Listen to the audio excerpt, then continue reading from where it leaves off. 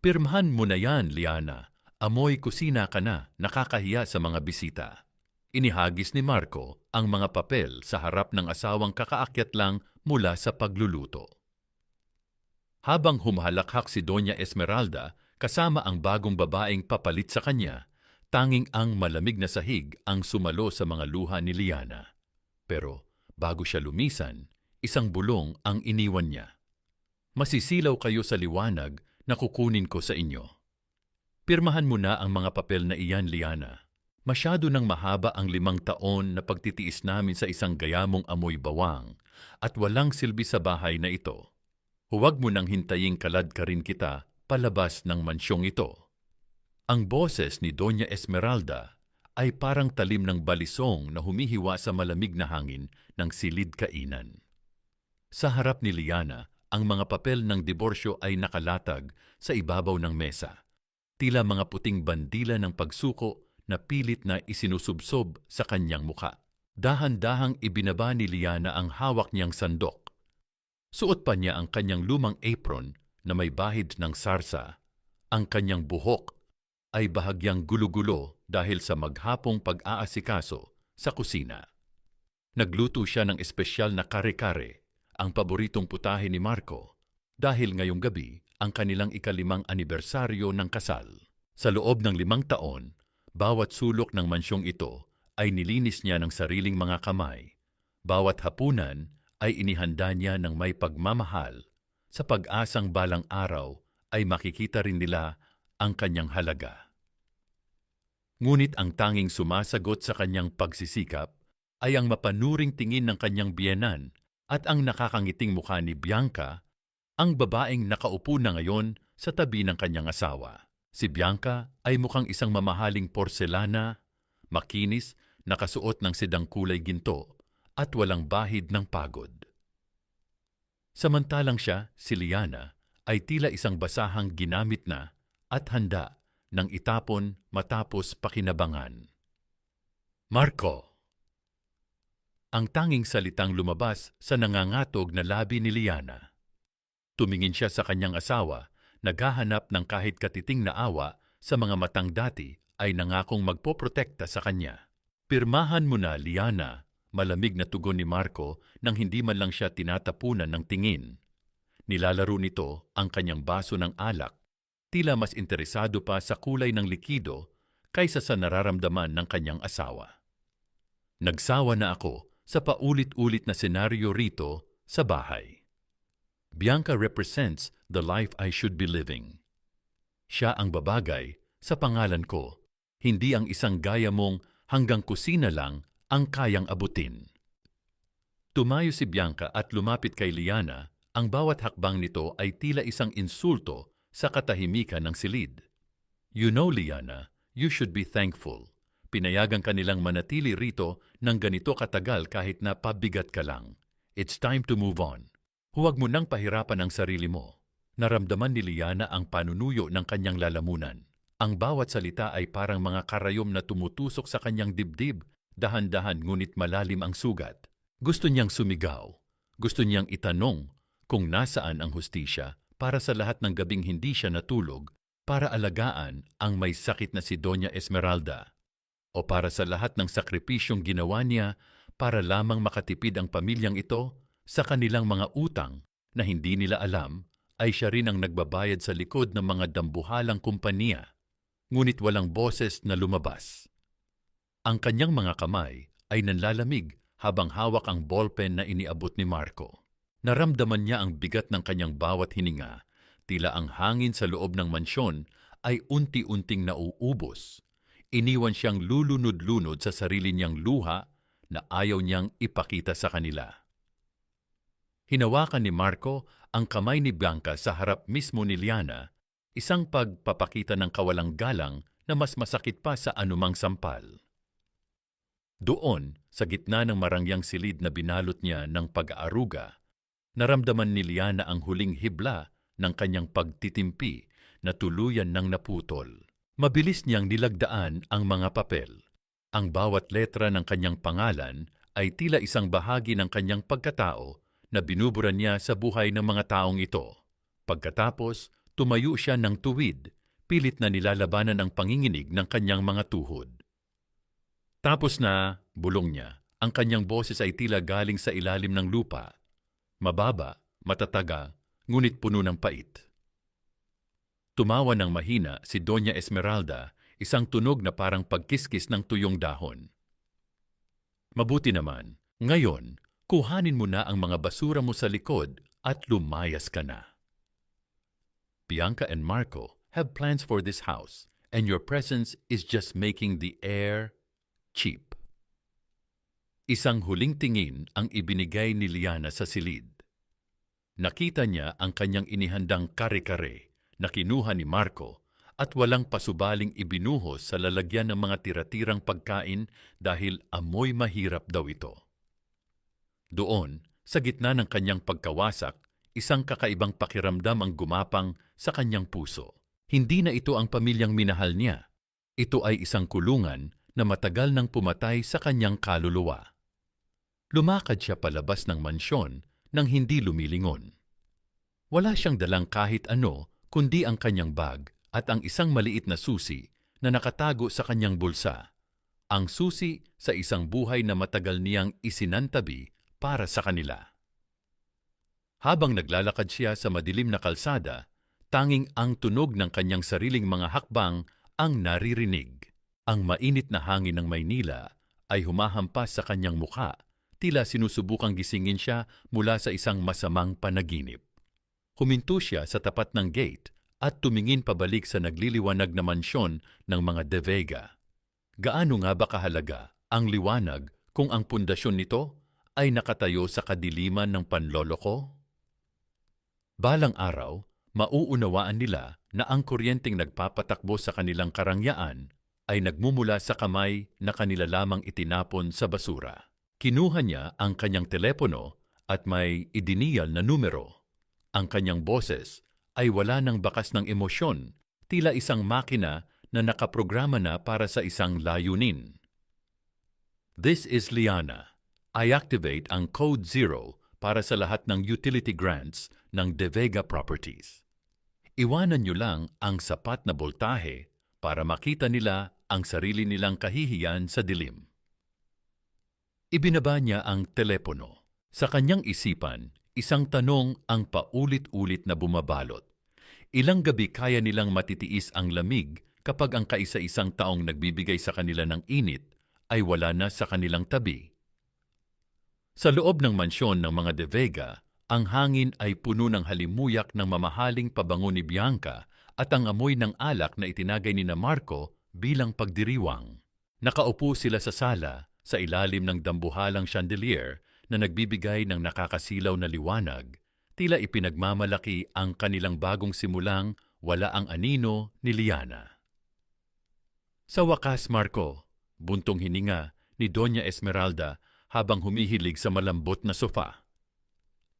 Ngayon lang, naging ganito kapresko ang pakiramdam sa loob ng bahay na ito. Wala na ang amoy pawis at amoy sibuyas na laging dala ng babaeng iyon. Humalakhak si Bianca at sumandal sa balikat ni Marco. Don't worry, tita. I'll make sure this house becomes a real palace. I'll hire a professional interior designer tomorrow. Gusto ko, lahat ng naiwan ni Liana, pati na ang mga basahan niya sa kusina ay itapon na sa labas. Ngumiti si Marco, ngunit sa loob niya ay may kakaibang pintig na hindi niya maipaliwanag. Tila may kulang sa bawat sulok ng bahay na dati ay laging maayos at tahimik. Ngunit bago pa niya mapagnilayan ang pakiramdam na iyon, isang mahinang ugong ang narinig mula sa dambuhalang aircon sa itaas bago ito unti-unting namatay. Ang malamig na hangin ay mabilis na napalitan ng katahimikan. Kasunod nito, ang dambuhalang chandelier ay kumurap-kurap ng 3 beses. Isang huling liwanag ang nagmula rito bago tuluyang nilamon ng ganap na kadiliman ang buong mansyon. Ang tawanan ay napalitan ng gulat at pagkalito. Marco, anong nangyayari? Ang boses ni Bianca ay may halong inis. Bakit biglang nag-brown out? Ang init agad. Baka sa buong subdivision lang, Bianca, Wait, kukunin ko ang phone ko, sagot ni Marco habang kinakapa ang mesa. Nang buksan niya ang flashlight ng kanyang cellphone, tumambad sa kanya ang pawisang mukha ng kanyang ina na tila hindi makapaniwala. Impossible! Sigaw ni Doña Esmeralda. Lahat ng bahay sa paligid ay maliwanag. Bakit tayo lang ang madilim? Marco, tawagan mo ang electric company. Sabihin mo sa kanila kung sino tayo. Habang sinusubukan ni Marco na tumawag, tumakbo si Bianca sa banyo para maghilamos dahil sa bilis ng pag-akyat ng init sa loob ng saradong mansyon. Ngunit pagpihit niya sa gripo, tanging isang paos na tunog ng hangin ang lumabas. Isang patak ng kulay kalawang na tubig ang bumagsak sa lababo bago ito tuluyang natuyo. Marco, walang tubig. Ang matinis na tili ni Bianca ay bumasag sa katahimikan ng gabi. Sa gitna ng kaguluhan sa loob ng mansyon, isang itim na sasakyan ang dahan-dahang huminto sa tapat ng isang marangyang building sa gitna ng Bonifacio Global City. Ang bawat hakbang ni Liana sa makinis na sahig ng lobby ay may kasamang awtoridad na matagal niyang itinago sa likod ng kanyang mga apron. Good evening, Chairwoman Liana, ang sabay-sabay na bati ng mga security guard at staff na nakatayo ng tuwid sa kanyang pagdaan. Wala na ang gusot na damit at gulugulong buhok. Nakasuot siya ngayon ng isang dekalidad na itim na blazer na lalong nagpatingkad sa kanyang maputlang balat at matatalim na mata. Pumasok siya sa kanyang penthouse kung saan ang bawat sulok ay nagniningning sa liwanag at ang bawat kagamitan ay sumasalamin sa kapangyarihang hawak niya. Tumayo siya sa harap ng malaking bintana na nakaharap sa mga ilaw ng lungsod. Sa kanyang kanang kamay, hawak niya ang isang tablet na nagpapakita ng status ng lahat ng utility lines sa Quezon City. Nakita niya ang isang maliit na pulang tuldok sa mapa, ang mansyon ng mga De Vega. Wala itong kuryente, wala itong tubig, at sa loob ng ilang oras, kahit ang gas line para sa kanilang kusina ay mapuputol na rin. Hindi naramdaman ni Liana ang tuwa na inaasahan niya. Sa halip, isang malalim na lungkot ang namahay sa kanyang dibdib. Hindi dahil sa panghihinayang sa pamilyang iniwan niya, kundi dahil sa 5 taon na ibinigay niya sa mga taong hindi marunong magpahalaga sa liwanag hanggat hindi sila nalulunod sa dilim. Ma'am Liana, ang malumanay na boses ng kanyang assistant na si Gabriel ang nagpabalik sa kanya sa realidad. Tumatawag na po ang abogado ni Marco De Vega. Mukhang nagpapanik na sila dahil hindi nila makontak ang kahit sinong technician. Gusto nilang malaman kung bakit ang account nila ang tanging may problema sa buong area. Isang tipid ng ngiti ang sumilay sa labi ni Liana, ngunit hindi ito umabot sa kanyang mga mata. Huwag mong sagutin, Gabriel. Hayaan mo silang maghanap ng sagot sa gitna ng init at baho ng mansyong ipinagmamalaki nila. Gusto kong maranasan nila kung paano mabuhay sa mundo na walang kahit na anong suporta mula sa akin. Humarap si Liana sa salamin at tinitigan ang kanyang sarili. Ang babaeng nasa harap niya ay hindi una ang asawang amoy kusina. Siya na ang babaeng may kakayahang patayin ang lahat ng ilaw sa buhay ng mga taong nagtangka siyang itapon. Samantala, sa loob ng madilim na mansyon, ang init ay nagiging masangsang na. Ang mga tira-tirang pagkain na itinapon ni Marco sa basurahan kanina ay nagsisimula ng bumaho dahil sa kawalan ng ventilation. Doña Esmeralda was gasping for air, sitting on a chair while Bianca was fanning herself frantically with a magazine. Marco, do something, bulyaw ng matanda. Ang baho na rito at hindi ako makahinga sa sobrang init. Ma, ginagawa ko ang lahat.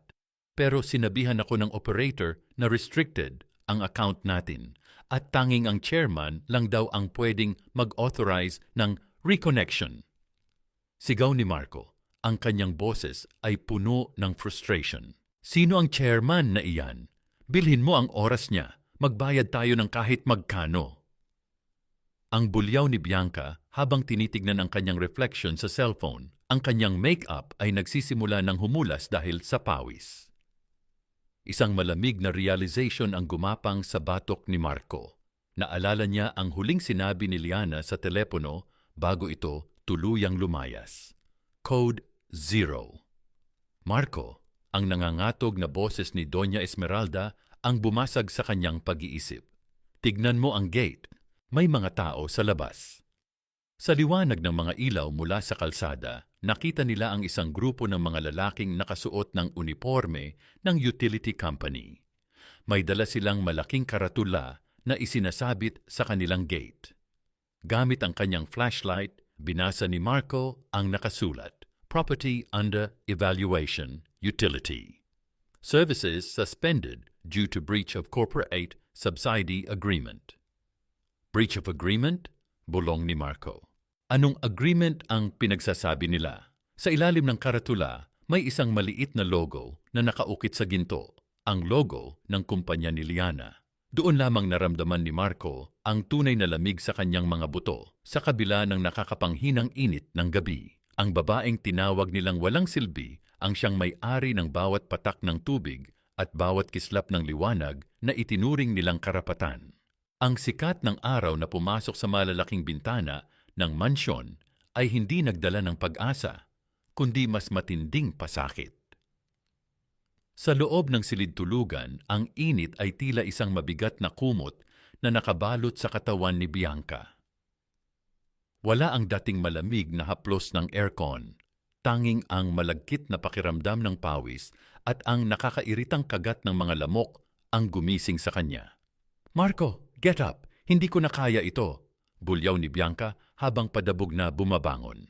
Ang kanyang mamahaling silk na pantulog ay basa na ng pawis at nakadikit sa kanyang likod. I look like a mess. My hair is so frizzy and I need to shower. Bakit wala pa ring tubig? Si Marco, na natulog lamang sa sofa dahil sa sobrang init sa loob ng kwarto, ay dahan-dahang nagmulat ng mata. Ang kanyang ulo ay kumikirot at ang kanyang lalamunan ay tuyong-tuyo. Bianca, please, stop screaming. My head hurts. Sinabi ko na sa iyo, inaayos pa ang system. Inaayos. It's been hours. Halos magtanghali na. Muling sigaw ni Bianca habang naglalakad patungo sa kusina, umaasang may kahit kaunting tubig na natira sa pitsel. Sa kusina, tumambad sa kanila ang isang tanawing hindi nila kailanman inakala na makikita sa loob ng Mansion de Vega.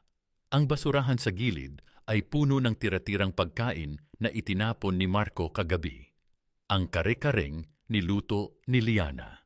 Dahil sa kawalan ng kuryente at ventilation, ang amoy ng napanis na gata at karne ay humalo sa mainit na hangin, lumilikha ng isang masangsang na halimuyak na nakakasuka.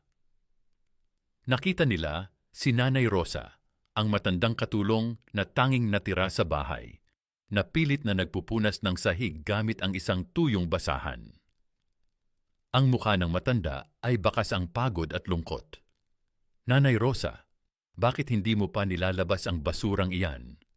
Ang baho-baho na rito. Ang bulyaw ni Doña Esmeralda na kararating lang sa kusina, paypay ng paypay gamit ang isang abaniko.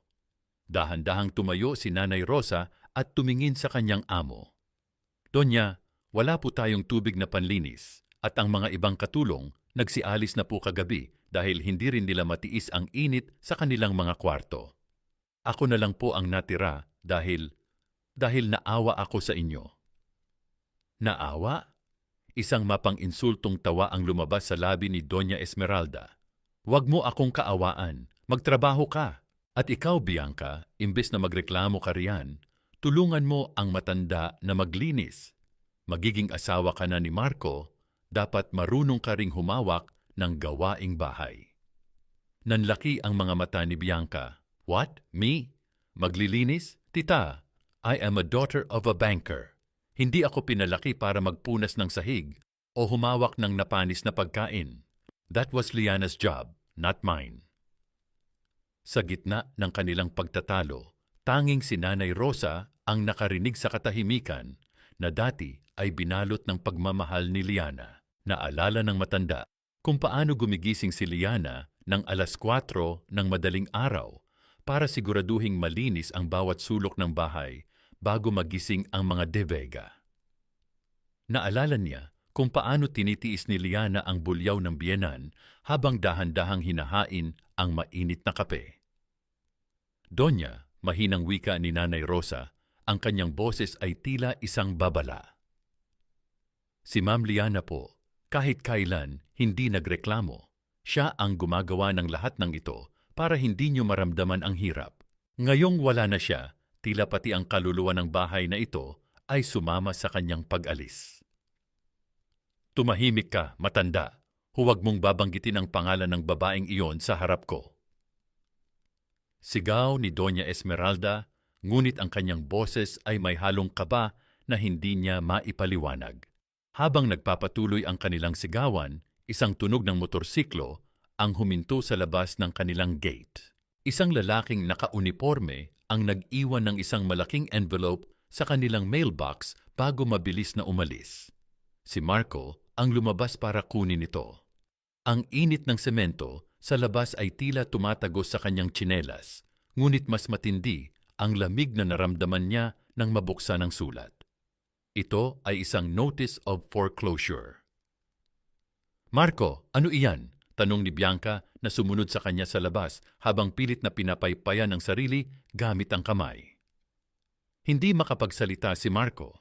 Ang kanyang mga kamay ay nangangatog habang binabasa ang mga dokumento, ang mansyong tinitirhan nila, ang lupang kinatatayuan nito, at maging ang mga kagamitan sa loob ay hindi pala sa kanila. Ang lahat ng ito ay nakapangalan sa isang holding company na ang tanging pirma sa huling pahina ay ang pamilyar na sulat kamay ni Liana. Hindi lang utilities ang kontrolado ni Liana. Ang buong buhay nila, ang bawat pader na nagbibigay sa kanila ng proteksyon, pagtabis ng deteprasyon, ay pag-aari ng babaeng tinawag nilang basura. Ang mansyong ito, bulong ni Marco, ang kanyang boses ay halos hindi marinig. Kailangang mabayaran ang utang sa loob ng 7 araw. Kung hindi, palalayasin tayo rito. Ano? Tili ni Bianca. I thought you were rich. Marco, you told me your family owns businesses. Bakit may foreclosure? 1 linggo. Where are we going to stay? Tumingin si Marco kay Bianca at sa unang pagkakataon, nakita niya ang mukha ng babaeng pinili niya kapalit ni Liana. Wala rito ang pagmamahal. Wala rito ang suporta. Tanging takot, inis at pandidiri ang nakita niya sa mga mata ni Bianca. Sa malayo, sa kanyang malamig at nagniningning na penthouse, nakaupo si Liana habang dahan-dahang humihigop ng tsaa. Pinapanood niya ang paglubog ng araw. Ang bawat kulay ng kahel at lila sa langit ay tila nagpapaalala sa kanya na pagkatapos ng pinakamadilim na gabi, laging tumbanay mas abadi, laging may bagong umaga. Ngunit para sa mga De Vega, ang dilim ay nagsisimula pa lamang. Ang bawat patak ng pawis na dumadaloy sa noon ni Marco ay tila selyo ng kanyang unti-unting pagbagsak. Hawak ang papel ng foreclosure, naramdaman niya ang pangangatog ng kanyang mga tuhod habang nakatayo sa gitna ng sala na dati ay simbolo ng kanyang kapangyarihan. Ngayon, ang silid na iyon ay tila isang malaking horno, sumasakal sa bawat hininga niya. Marco, ano pang tinitingin-tingin mo riyan? Tumawag ka ng abogado. Tumawag ka sa bangko. Ang bulyaw ni Doña Esmeralda habang nakasandal sa sofa. Ang kanyang muka ay maputla at ang bawat salita ay may kasamang hapo. Hindi pwedeng mangyari ito. De Vega tayo. Hindi tayo pwedeng palayasin sa sarili nating tahanan. Ma, hindi ko maintindihan. Akala ko ayos na ang lahat ng utang natin noong nakaraang taon. Mahinang sagot ni Marco habang kinakalkal ang mga lumang folder sa ilalim ng cabinet. Sabi ni Liana, siya na ang bahala sa pakikipag-usap sa mga creditors. Akala ko nagagawa niya ng paraan. Sa sulok ng silid, nakaupo si Bianca habang tinitignan ang kanyang mga kuko na nagsisimula ng mabakbak ang kulay. So, you're telling me na ang lahat ng luho natin, ang party na ibinigay mo sa akin, pati na ang bag na ito, ay galing sa utang na inaayos lang ng isang katulong? Ang kanyang boses ay puno ng puot at pagkadismaya. This is a nightmare, Marco. My friends are asking me why I'm not posting on Instagram. How am I supposed to explain this? Hindi pinansin ni Marco ang reklamo ni Bianca. Sa halip, nahanap niya ang isang maliit na notebook na kulay asul, ang notebook ni Liana. Dahan-dahan niya itong binuksan. Doon, sa bawat pahina, ay nakasulat ang mga detalye ng mga bayarin. Hulyo 15, paid 2 milyon for Marcos construction debt. Agosto 20, paid for mom's hospital bill. Setyembre 10, repayment for interest. Kailangang magtipid sa grocery para hindi mahalata ni Marco. Nanigas si Marco sa kanyang kinatatayuan. Ang bawat salita ay tila isang sampal na gumigising sa kanyang natutulog na konsensya. Sa loob ng 5 taon, habang tinatrato niya si Liana na parang basura, ang babaeng iyon pala ang tahimik na bumubuo sa gumuguho niyang mundo. Ang bawat marangyang hapunan na kinakain nila, ang bawat gabing nakakatulog sila ng mahimbing ay binayaran ng dugo, pawis, at sakripisyo ni Liana. Agad niyang kinuha ang kanyang telepono. Kailangan niyang makakuha ng pera. Kailangan niyang iligtas ang mansyon. Hello, Joey. Bro, kailangan ko ng pabor. Just 5 million pesos, babayaran ko rin agad. Ano? Bakit? Joey, matagal na tayong magkaibigan. Ang boses ni Marco ay may halong pagsusumamo. Sorry, Marco. Ang boses sa kabilang linya ay malamig at walang pakialam. Balitang-balita na sa business circle na bagsak na ang De Vega. At may babala ang L&E Holdings. Ang kumpanyang may hawak ng halos lahat ng utilities at real estate sa Manila. Sino mang magpahiram sa inyo, mawawalan ng kontrata sa kanila. Ayaw kong masunog, bro. Good luck na lang. Isa-isang tinawagan ni Marco ang lahat ng kanyang mga koneksyon, ngunit bawat isa sa kanila ay nagbigay ng parehong sagot. Tila may isang hindi nakikitang kamay na dahan-dahang sumasakal sa lahat ng kanyang pwedeng takbuhan. Ang bawat pinto ay nagsasara bago pa man siya makakatok. Habang nangyayari ang kaguluhang ito, si Liana ay nasa loob ng kanyang opisina sa itaas na palapag ng L&E Tower. Ang liwanag ng buwan ay tumatagos sa salaming dingding, nagbibigay ng isang misteryosong aura sa kanyang figura. Hawak niya ang isang ulat mula sa kanyang mga tauhan. Chairman, tinanggihan na po siya ng lahat ng bangko at private lenders. Ulat ni Gabriel habang nakatayo ng tuwid sa harap ng kanyang mesa. Wala na siyang matatakbuhan. Ang mansion ay masisecure na natin sa susunod na linggo. Tumango si Liana ng dahan-dahan. Ang utang na loob ay hindi kailanman nababayaran ng pera, Gabriel. Pero ang kawalang hiyaan ay laging may katapat na kabayaran. Gusto kong makita kung gaano katagal mananatili ang pag-ibig mo ni Bianca kapag ang bawat sentimo ay tuluyan ng naglaho. Muling tumingin si Liana sa malayo, sa Quezon City, kung saan matatagpuan ang madilim na mansyon. Naalala niya ang gabi noong nakaraang taon nang umiiyak siya sa kusina dahil wala na siyang pambili ng gamot para sa sarili niyang lagnat dahil ibinayad niya ang huling pera niya sa utang ni Marco.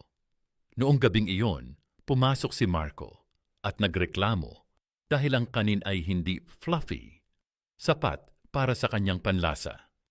Ang bawat patak ng luha ko noong gabing iyon ay may interes na ngayon, Marco, bulong ni Liana sa sarili. Sa loob ng mansyong De Vega, ang tanging nagbibigay ng liwanag ay ang maliit na screen ng cellphone ni Marco. Sa sobrang inis at init, binuksan ni Bianca ang kanyang data para manood ng balita, umaasang may distraction sa kanyang nararamdamang hirap. Marco, tignan mo ito! Sigaw ni Bianca. Ang kanyang boses ay puno ng gulat. May breaking news. Pilit na lumapit si Marco at ang kanyang ina sa maliit na screen. Isang video ng isang press conference ang lumitaw. Ang mga flash ng camera ay tila kumikislap ng walang humpay. Isang babae ang dahan-dahang lumakad patungo sa podium. Nakasuot siya ng isang puting suit na naglalabas ng aura ng purong kapangyarihan at linis. L&E Holdings officially announces the appointment of its new chairman and CEO, anunsyo ng news anchor. She is the sole heiress of the vast energy and utility empire that controls the lights and water of our city. Nang humarap ang babae sa kamera, tila huminto ang mundo para sa mga De Vega. Ang bawat tibok ng puso ni Marco ay tila tumigil. Ang mukhang nakikita nila sa screen, ang mukhang puno ng dignidad, katalinuhan at kapangyarihan, ay ang mukha ng babaeng ilang araw pa lang ang nakakalipas ay pinalayas nila sa ulan. Liana. Ang tanging salitang lumabas sa nangangatog na labi ni Marco. Ang screen ay nagpakita ng malapit na kuha sa mukha ni Liana. Tumingin siya ng diretso sa kamera, tila alam niyang may mga taong nanonood sa kanya mula sa isang madilim at mabahong sulok ng mundo. Isang tipid at malamig na ngiti ang sumilay sa kanyang labi bago ang screen ay muling nag-blackout dahil sa naubos na battery ng cellphone ni Marco. Ang katahimikan sa loob ng madilim na sala ay tila isang mabigat na kumot na sumasakal sa kanila. Ang tanging naririnig ay ang mabilis at paputol-putol na paghinga ni Doña Esmeralda.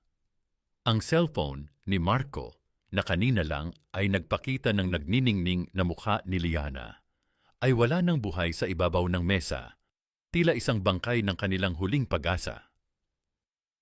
Hindi maaari yon.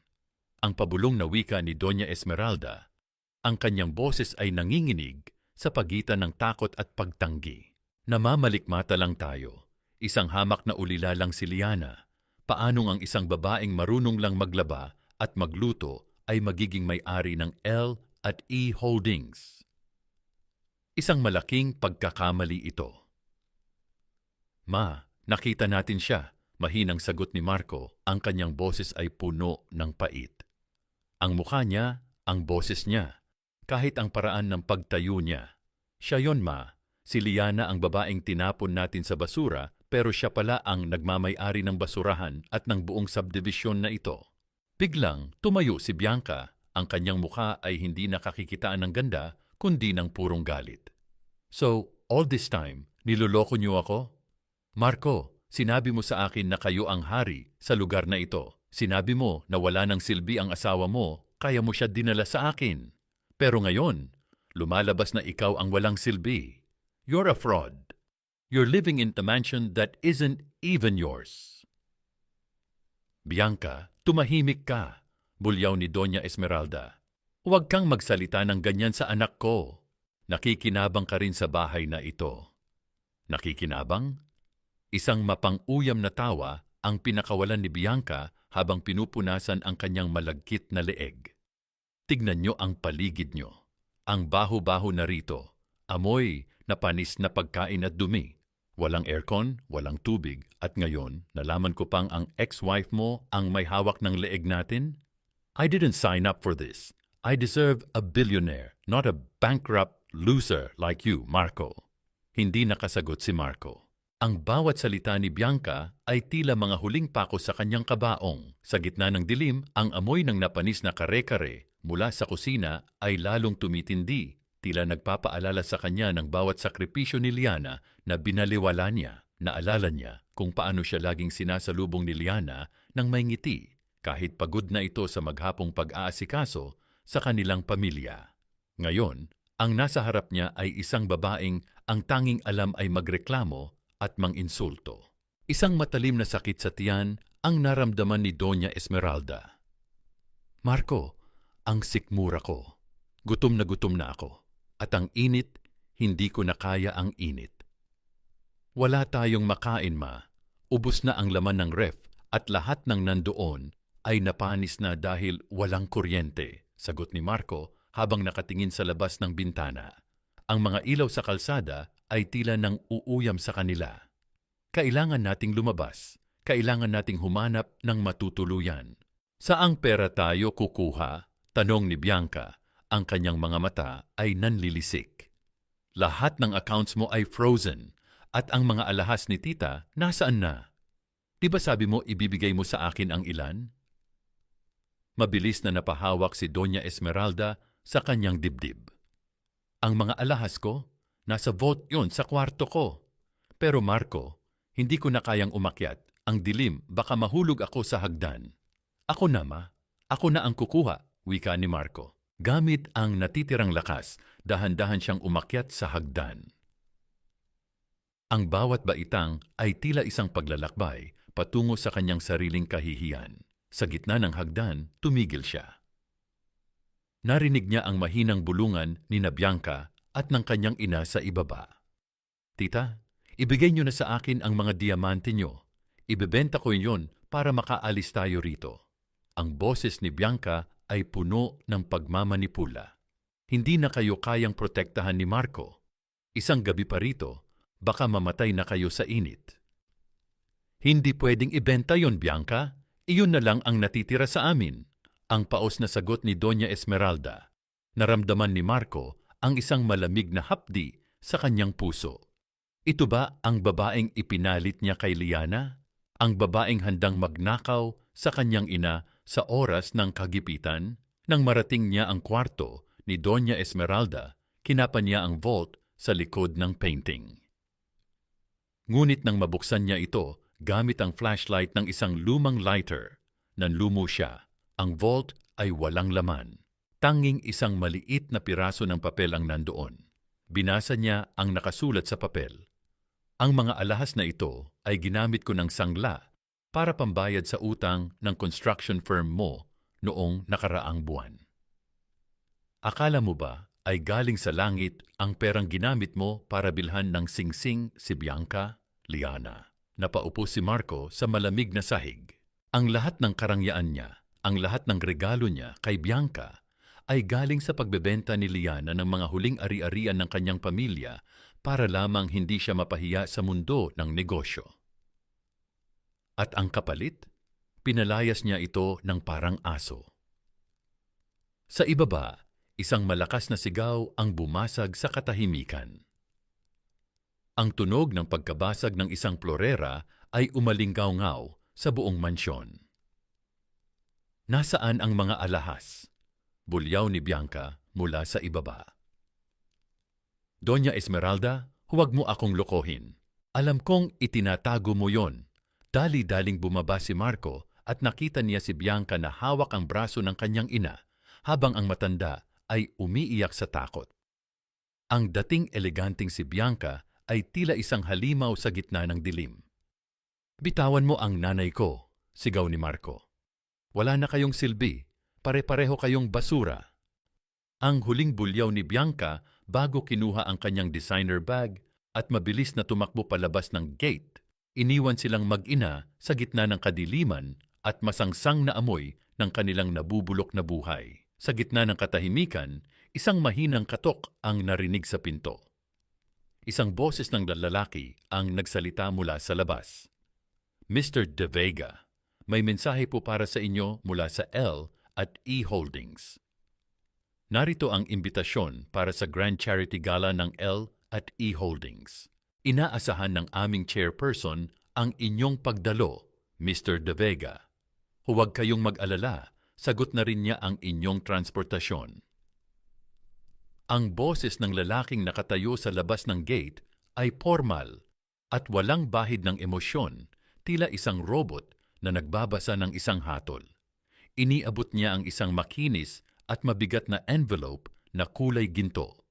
Isang matinding insulto sa gitna ng madilim, mabaho at mainit na mansyon na tila unti-unti nang nilalamon ng lupa. Nanginginig ang mga daliri ni Marco habang hinahawakan ng envelope. Ang bango ng papel ay humalo sa amoy ng napanis na pagkain sa loob ng bahay, isang masakit na paalala ng agwat ng buhay nila ngayon sa buhay na tinatamasa ni Liana.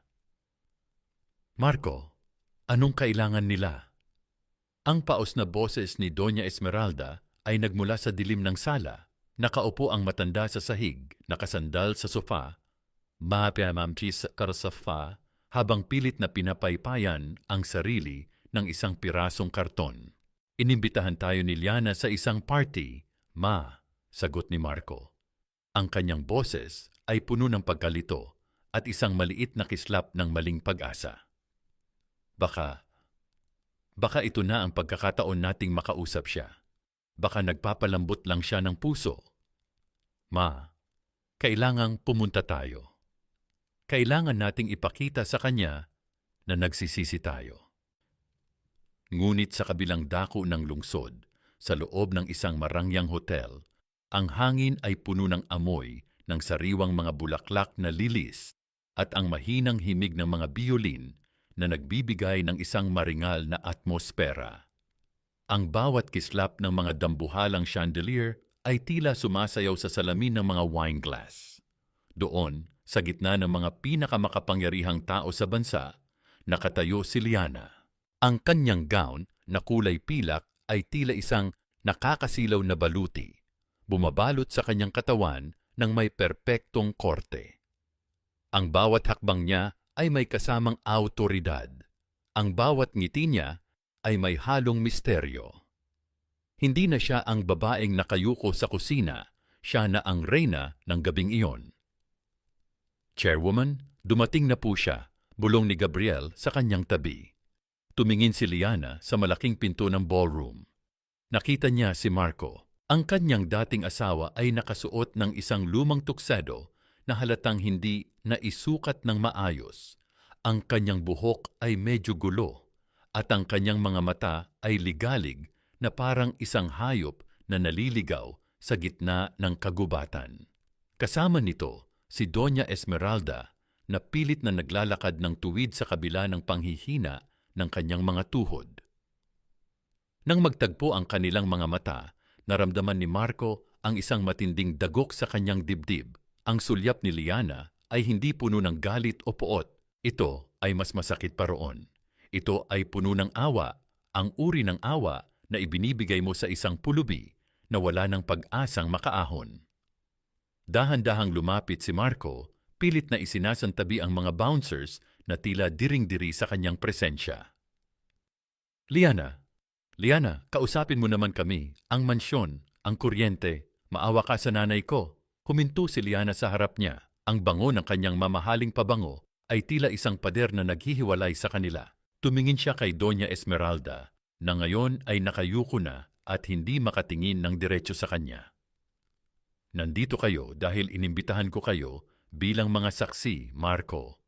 Ang boses ni Liana ay malumanay, ngunit bawat salita ay tila isang patak ng yelo sa mainit na balat. Gusto kong makita ninyo kung gaano kakinang ang liwanag na pilit ninyong pinatay sa loob ng 5 taon. Look around you. This is my world. Ang mundong sinabi mong hindi ko kailanman mararating dahil amoy kusina lang ako. Pisan, Liana, patawarin mo kami. Nagkamali ako. Si Bianca, iniwan na kami. Wala na kaming matakbuhan. Pagsusumamo ni Marco, ang kanyang boses ay basag at malapit nang mauwi sa pag-iyak sa harap ng maraming tao. Ngumiti si Liana, isang tipid ng ngiti na hindi man lang umabot sa kanyang mga mata. Hindi mo kailangan ng kuryente para makita ang kadiliman sa puso mo, Marco. Noong pinalayas niyo ako sa ulan ng walang kahit isang sentimo, hindi niyo inisip kung saan ako matatakbuhan. Ngayon, hihingi kayo ng tulong sa babaeng itinuring ninyong basura? Dahan-dahang inabot ni Liana ang isang baso ng champagne mula sa isang waiter. Itinaas niya ito ng bahagya sa harap ni Marco. Ang kuryente at tubig ay pwedeng bayaran ng pera. Pero ang dangal na tinapaktapakan nyo, kahit ang lahat ng yaman ng L at EE Holdings ay hindi kayang ibalik ang tiwala ko sa inyo. Tumalikod si Liana at naglakad palayo. Ang kanyang gown ay humahampas sa sahig na tila isang huling paalam. Naiwang nakatayo si Marco sa gitna ng ballroom, pinagtitinginan ng mga bisitang may mapanuring mga mata.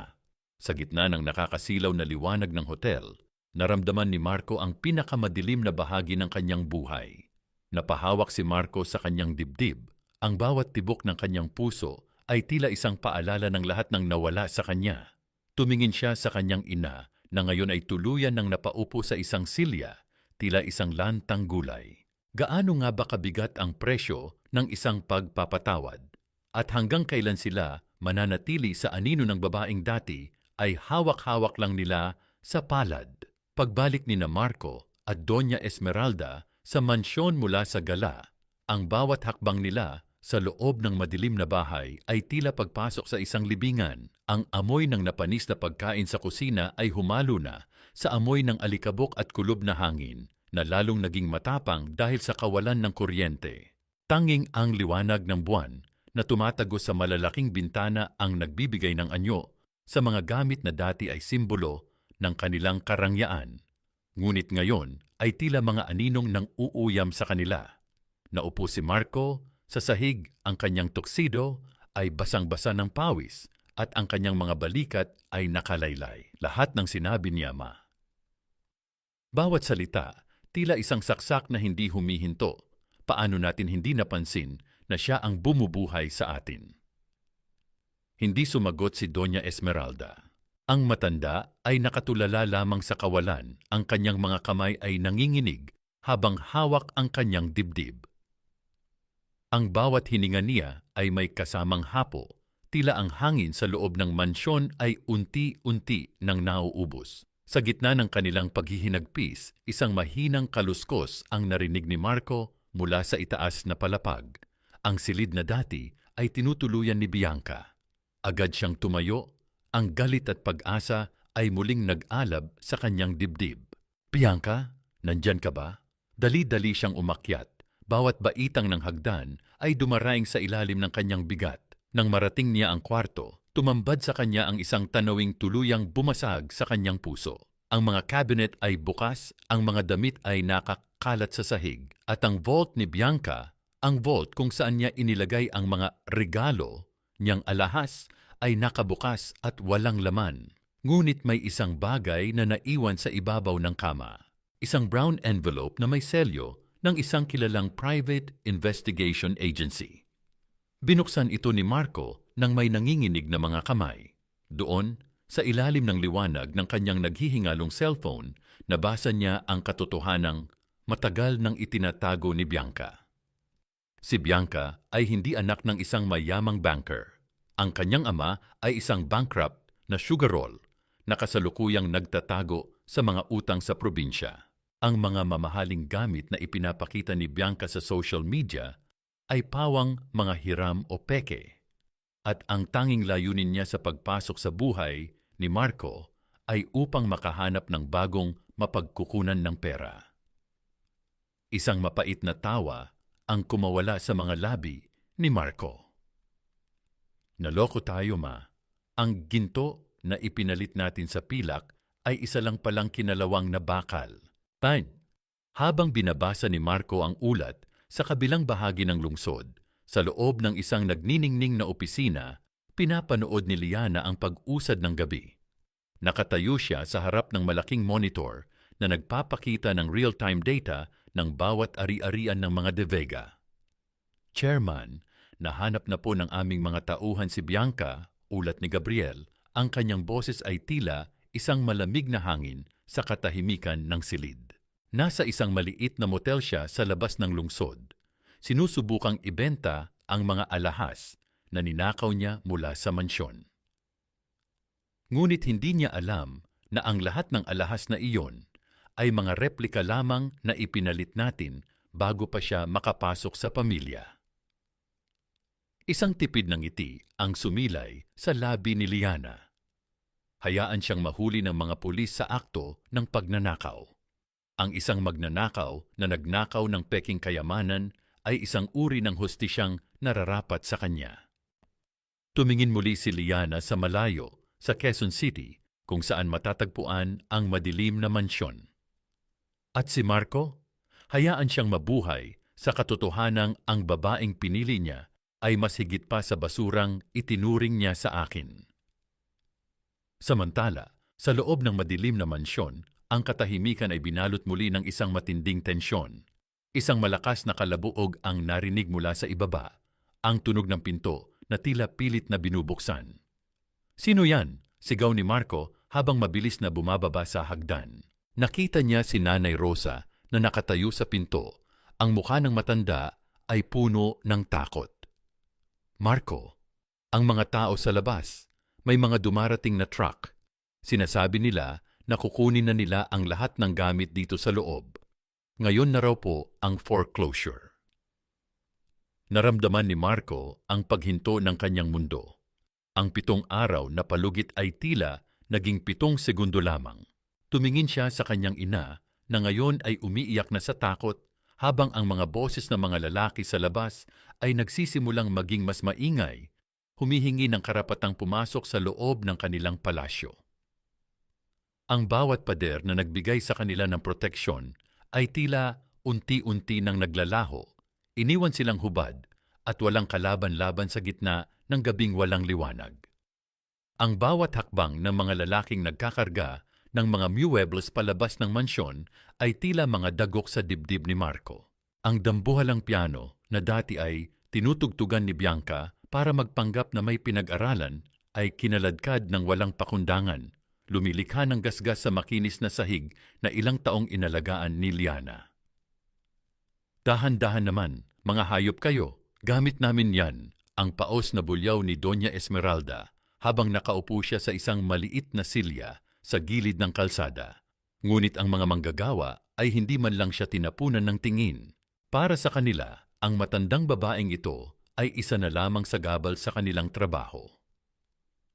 Napaupo si Marco sa gilid ng gutter. Ang kanyang mga siko ay nakatukod sa kanyang mga tuhod.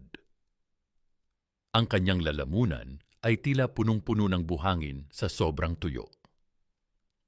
Tumingin siya sa kanyang mga kamay na nanginginig. Sa loob ng mansyon, nakita niya ang isang basong plastik na may kaunting tubig na naiwan sa sahig. Dali-dali niya itong kinuha at ininom, ngunit ang lasa nito ay mapait at malansa. Tila lasang kalawang na nagpapaalala sa kanya ng kanyang kasalukuyang kalagayan. Biglang bumalik sa kanyang gunita ang isang gabi. 3 taon na ang nakalilipas. Nagkaroon siya ng matinding trangkaso at halos hindi makabangon. Si Liana ang nagpuyat sa tabi niya. Bawat oras ay pinupunasan ang kanyang noo ng basang bimpo at bawat minuto ay tinitiyak na may mainit siyang sabaw na maiinom. Naalala niya ang malumanay na boses ni Liana. "Huwag kang mag-alala, Marco. Nandito lang ako. Hindi kita iiwan hanggang sa bumuti ang pakiramdam mo." Ngunit ngayon, ang tanging kasama niya ay ang init ng semento at ang nakakabinging ingay ng mga gamit na kinukuha sa kanila. Wala si Bianca para punasan ang kanyang pawis. Wala si Bianca para bigyan siya ng tubig. Ang babaeng pinili niya ay kinuha ang lahat ng kayamanan at iniwan sa kanya ang lahat ng dumi. "Marco, kailangan nating gawin ang lahat. Hindi tayo pwedeng matulog sa kalsada." Ang pabulong na wika ng kanyang ina, ang boses nito ay puno ng takot. Tumayo si Marco nang may determinasyon sa kanyang mga mata. "Pupunta ako sa kanya, ma. Magmamakaawa ako. Kung kailangang lumuhod ako sa harap niya, gagawin ko." Sumakay si Marco sa huling jeepney na dumaan. Ang kanyang tuxedo mula kagabi ay gusot-gusot na at ang kanyang mukha ay puno ng uling at alikabok. Nang makarating siya sa L&E Tower, ang ulan ay biglang bumuhos ng malakas, tila nakikiramay sa kanyang kalunos-lunos na hitsura. "Sir, hindi po kayo pwedeng pumasok. Wala kayong appointment," ang harang ng security guard sa lobby. Ang lamig ng aircon sa loob ng gusali ay tila nanunukso sa kanyang basang katawan. "Kailangan ko lang siyang makita. Si Liana, asawa ko siya!" Sigaw ni Marco habang ang mga tao sa lobby ay nagsisimulang tumingin sa kanya ng may pandidiri. "Wala po kaming asawang chairman dito, sir. Pakialis na po bago pa namin kayo kalad ka rin palabas," ang matigas na sagot ng guard. Pinalabas si Marco at naiwan siyang nakatayo sa ilalim ng malakas na ulan. Sa loob ng 3 oras, hindi siya umalis. Ang bawat patak ng ulan ay tila mga karayom na tumutusok sa kanyang balat. Ngunit mas matindi ang lamig na nagmumula sa kanyang puso.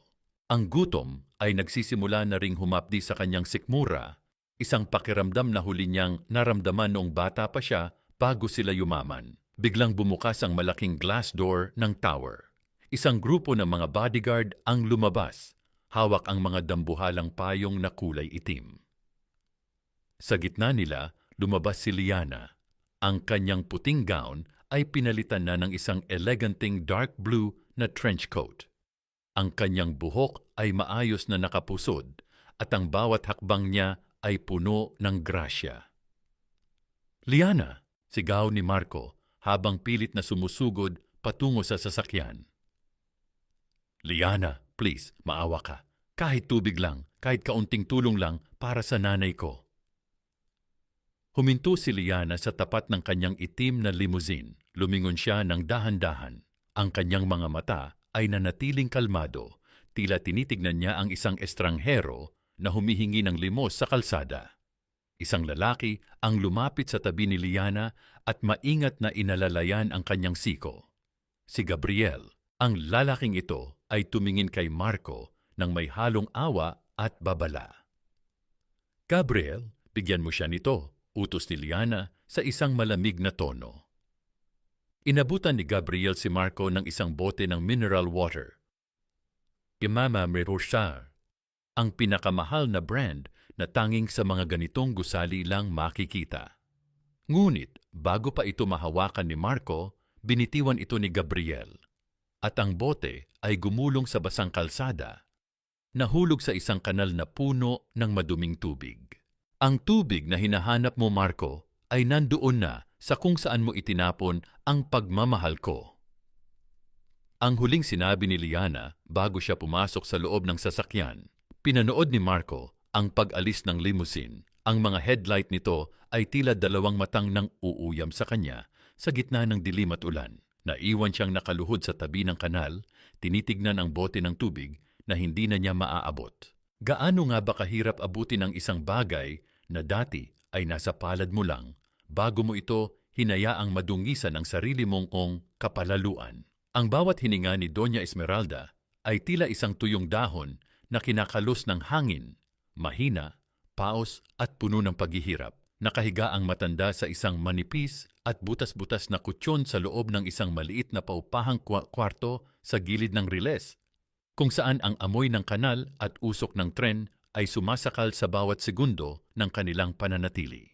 Ang dati niyang makinis na balat ay tuyot na at puno ng dumi, at ang kanyang mga mata ay lubog na sa gutom at panghihina. Marco, anak, hindi ko nakaya ang init, ang pabulong na daing ng matanda. Ang bawat salita ay tila isang matinding sakripisyo para sa kanyang nanghihinang katawan. Dali-daling lumapit si Marco, dala ang isang basong tubig na may mga lumulutang na dumi. Ma, konting tiis na lang. Dadalhin kita sa ospital. Gagawa ako ng paraan. Ang boses ni Marco ay basag, puno ng desperasyon na hindi niya kailanman naramdaman noong sila ay nasa itaas pa ng kanilang toring ginto. Binuhat ni Marco ang kanyang ina patungo sa pinakamalapit na pampublikong ospital, ngunit pagdating doon, ang tanging sumalubong sa kanila ay ang malamig na realidad. Sir, kailangan niyo pong mag-deposit at ang PhilHealth at insurance niyo ay cancelled na po. Wala rin po kaming bakanting charity bed sa ngayon, ang sabi ng receptionist habang hindi man lang tumitingin sa kanila. Ang tunog ng mga makinang medikal at ang ingay ng mga pasyente sa hallway ay tila isang malupit na orkestra ng kahirapan. Please nurse, ang nanay ko, mamamatay na siya. Kahit sa sahig lang, basta gamutin niyo siya. Ang pagmamakaawa ni Marco habang lumuluhod siya sa malamig at maduming sahig ng emergency room. Ang kanyang tuxedo na dati ay sumisimbolo ng kapangyarihan ay punit-punit na at puno ng mantsa ng luha at pawis. Sa gitna ng kanyang pagluhod, hindi na malaya ni Marco na si Nanay Rosa, ang tanging katulong na hindi bumitaw sa kanila, ay tahimik na lumayo at kinuha ang kanyang lumang cellphone. Sa nanginginig na mga daliri, tinawagan niya ang kaisa-isang taong alam niyang may pusong higit pa sa ginto. Ma'am Liana, patawarin niyo po ako sa pag-istorbo. Pero ang Donya, mamatay na po siya sa harap ng ospital. Wala pong gustong tumanggap sa kanila. Ma'am, alam ko pong marami silang pagkakasala, pero nakakaawa po ang kalagayan nila, ang higbi ni Nanay Rosa sa kabilang linya. Nagkaroon ng mahabang katahimikan. Sa kabilang dako, nakatayo si Liana sa kanyang malawak na balcony.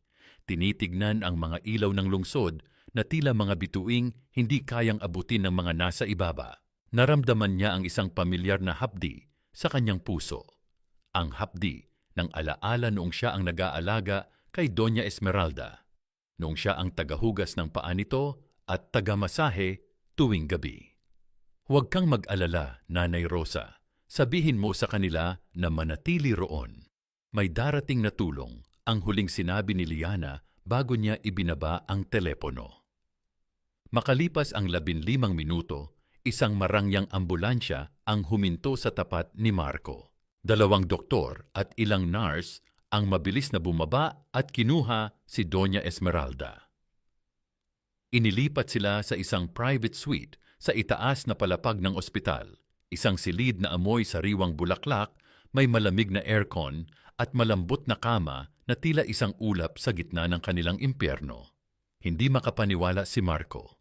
Ang bawat gamot, bawat test at bawat kagamitang ginamit sa kanyang ina ay ang pinakamahal at pinakamahusay.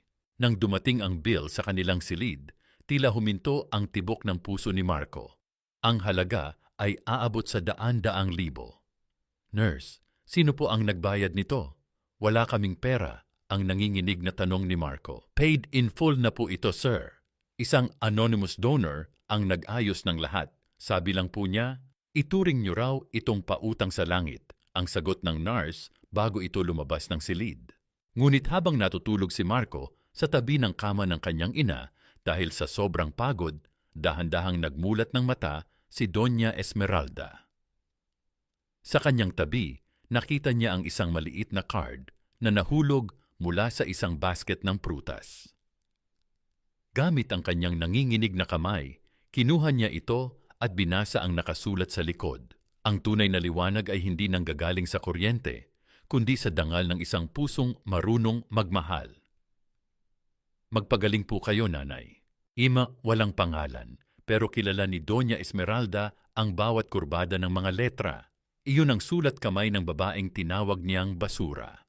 Iyon ang sulat kamay ng babaeng pinalayas niya sa gitna ng ulan. Ang bawat salita ay tila isang mainit na ulan na naghuhugas sa lahat ng dumi sa kanyang kaluluwa. Ang kanyang puso, na dati ay matigas na parang bato, ay unti-unting nadurog sa bigat ng pagsisisi. Nang magising si Marco, nakita niya ang kanyang ina na umiiyak ng tahimik habang nakatingin sa kisame. Marco. Ang paos na tawag ng matanda. Bakit ma? May masakit ba sa iyo? Tatawag ako ng doktor. Ang mabilis na tugon ni Marco.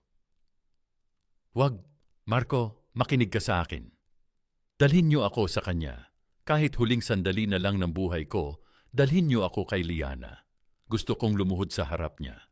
Gusto kong humingi ng tawad sa lahat ng ginawa natin. Ang hikbi ng matanda ay tila isang sigaw ng kaluluwang nagnanais ng kaligtasan. Tumingin si Marco sa card na hawak ng kanyang ina. Doon lamang niya naintindihan na ang pinakamalaking pagkakamali nila ay hindi ang pagkawala ng yaman, kundi ang pagtatapon sa kaisa-isang tao na handang mahalin sila kahit wala na silang anuman. Ang bawat kanto ng Mansyong de Vega na dati ay nagniningning sa karangyaan ay tila isa na ngayong bangkay na unti-unting naaagnas. Ang alikabok sa sahig ay kasing kapal na ng balat ng mga taong nanirahan dito, puno ng dumi at kapabayaan. Sa gitna ng katahimikan ng madilim na bahay, ang tanging naririnig ay ang mahinang pag-ungol ng hangin na pumapasok sa mga siwang ng bintana, tila isang babala ng paparating na wakas. Isang dambuhalang itim na sasakyan ang dahan-dahang huminto sa tapat ng gate. Ang mahinang pagpito ng mga gulong sa graba ay tila isang hudyat ng pagdating ng bagong kabanata. Bumukas ang pinto at lumabas si Liana. Suot niya ang isang kulay abong coat na tila sumisimbolo sa kanyang matatag na kalooban. Kasunod niya ang ilang mga lalaking nakasuot ng formal na baruong at 2 pulis na nakatayo ng tuwid. Hawak ang mga dokumentong tatapos sa lahat ng ilusyon ng mga de Vega. Chairwoman, handa na po ang lahat, wika ni Gabriel habang binubuksan ang maliit na pinto ng gate. Ang tunog ng kinakalawang na bakal na pilit na binubuksan ay umaling-aw-ngaw sa buong kalsada, isang matinis na tunog na tila nagpapahayag ng pagsuko. Pagpasok ni Liana sa loob ng sala, ang amoy ng kulob at napanis na pagkain ay sumalubong sa kanya. Hindi siya nandidiri. Sa halip nakaramdam siya ng isang matinding pait. Naalala niya ang bawat oras na ginugol niya sa pag-aayos ng bawat plorera at pagpupunas ng bawat sulok ng bahay na ito. Ang lahat ng pagmamahal na itinanim niya rito ay nauwi lamang sa ganitong uri ng pagkabulok. Liana. Ang paos na boses ni Marco ang bumasag sa katahimikan. Nakatayo siya sa gitna ng hagdan. Ang kanyang hitsura ay tila isang pulubi na naliligaw sa sarili niyang tahanan. Ang kanyang mga mata ay naniningkit sa liwanag ng araw na tumatagos sa pinto. Mr. De Vega, narito kami para opisyal na bawiin ang ari-arian na ito, ang formal na pahayag ng abogado ni Liana. Base sa mga dokumentong nilagdaan ninyo bilang garantiya sa mga pautang ng L&E Holdings, ang mansyong ito at ang lahat ng kagamitan sa loob ay pag-aari na ng aming kumpanya. Mayroon kayong 1 oras para kunin ang inyong mga personal na gamit. 1 oras. Liana, maawa ka naman. Saan kami pupunta? Ang nanay ko, kakalabas lang ng ospital. Ang pagsusumamo ni Marco habang dahan-dahang bumababa sa hagdan. Ang kanyang boses ay puno ng desperasyon. Isang tunog na parang pisi na malapit ng maputol. Tumingin si Liana sa paligid. Ang kanyang mga mata ay dumaan sa bawat dingding na naging saksi sa kanyang mga luha. Marco, ibinigay ko sa inyo ang lahat. Ibinigay ko ang 5 taon ng buhay ko, ang bawat sentimo ng mana ko, at ang bawat patak ng pasensya ko. Pero anong ginawa niyo? Tinapon niyo ako sa ulan na parang basurang nakakasagabal sa inyo. Nagkamali ako, Liana. Patawarin mo ako. Gagawin ko ang lahat. Basta, huwag mo lang kaming paalisin. Muling pagsusumamo ni Marco, tila handa ng lumuhod sa harap ng kanyang dating asawa. Ngunit bago pa makasagot si Liana, isang malakas na pagkalabog ang narinig mula sa likuran. Biglang pumasok si Bianca, ang buhok ay gulo-gulo, at ang mga mata ay nanlilisik sa galit. Mukhang nakatakas ito mula sa motel o baka pinakawalan lang para saksihan ang kanyang sariling pagbagsak. "You witch!" sigaw ni Bianca habang sumusugod patungo kay Liana. "Ninanakaw mo ang lahat sa amin. Dahil sa iyo, wala na akong pera, wala na akong dangal. Papatayin kita." Itinaas ni Bianca ang kanyang kamay, may hawak na isang piraso ng basag na bote na tila isang sandata ng kamatayan. Ang kislap ng bubog sa ilalim ng liwanag ay tila isang patalim na handang bumaon sa balat. Ngunit bago pa man ito umabot kay Liana, isang mabilis na paggalaw ang naganap. Si Marco, sa kabila ng kanyang panghihina, ay humarang sa gitna. Isang matinding pagtama ng katawan ang narinig ng itulak ni Marco si Bianca palayo, dahilan upang bumagsak ang babae sa matitigas na tilis ng sahig. Ang tunog ng pagbagsak ni Bianca ay tila isang selyo ng kanyang tuluyang pagkatalo. "Umalis ka na, Bianca. Layasan mo kami." Ang bulyaw ni Marco, ang kanyang boses ay puno ng puot sa babaeng sumira sa kanyang buhay. Hinarap ni Marco si Liana, ang kanyang mga mata ay puno ng luha. "Ito na ba ang gusto mong makita, Liana? Ang ganitong uri ng kahihiyan? Kung ito ang kabayaran sa lahat ng ginawa ko sa iyo, tatanggapin ko. Pero pakiusap, ang nanay ko, huwag mo siyang hayaang mamatay sa kalsada." Nanatiling tahimik si Liana. Ang kanyang puso ay hindi na nagnanais ng higit pang sakit. Ang hustisya ay nakamit na, ngunit ang pait ng nakaraan ay tila isang latay na hindi basta-basta maghihilom. Ang mansyong ito ay hindi na tahanan, Marco. Ang malumanay na wika ni Liana, ang kanyang boses ay tila isang huling paalam. Isa na lang itong alaala ng isang pagkakamaling hindi ko nauulitin. Nang tuluyan ng mailabas ng mga pulis si Bianca mula sa mansyon, ang tanging naiwan sa loob ng malawak na sala ay ang mabigat na katahimikan at ang pait ng mga naguguhong pangarap. Nakaluhod pa rin si Marco sa malamig na sahig. Ang kanyang mga balikat ay nanginginig sa bawat paghikbi na pinipilit niyang pigilan, ngunit ang kanyang mga luha ay patuloy na pumapatak, nag-iiwan ng maliliit na bakas sa maalikabok na marmol. Dahan-dahang inangat ni Marco ang kanyang mukha upang tignan si Liana. Ang mga mata niyang dati ay puno ng pagmamataas at pandidiri ay ngayon ay nagmamakaawa, tila isang batang uhaw sa kalinga na matagal na niyang itinapon. Liana, please, bumalik ka na sa akin. Ang nanginginig na boses ni Marco ay pumuno sa hangin, nagdadala ng isang halong kirot at desperasyon. Alam kong naging bulag ako. Alam kong naging demonyo ako sa iyo. Pero nandito ako ngayon, nakaluhod sa harap mo. Handa kong iwan ang lahat. Handa kong simulan ulit ang buhay natin. Bigyan mo lang ako ng isa pang pagkakataon para maging asawang nararapat sa iyo.